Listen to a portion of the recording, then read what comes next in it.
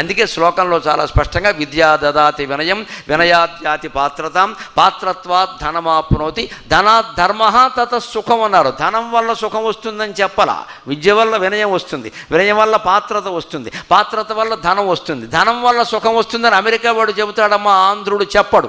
ధనం వల్ల సుఖం రాదు.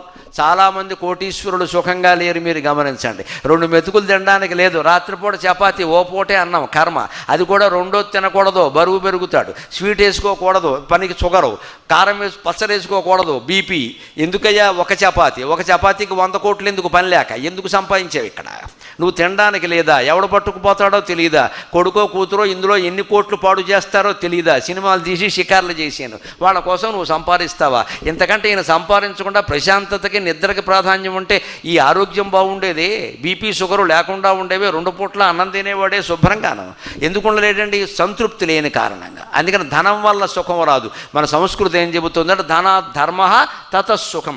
ధనం వల్ల నీ ధర్మాన్ని నువ్వు హాయిగా చేయగలుగుతావు. ఆ ఇల్లాలు ధనవంతురాలు కాబట్టే ఇంటి పనులు చేసింది, భిక్షము పెట్టింది.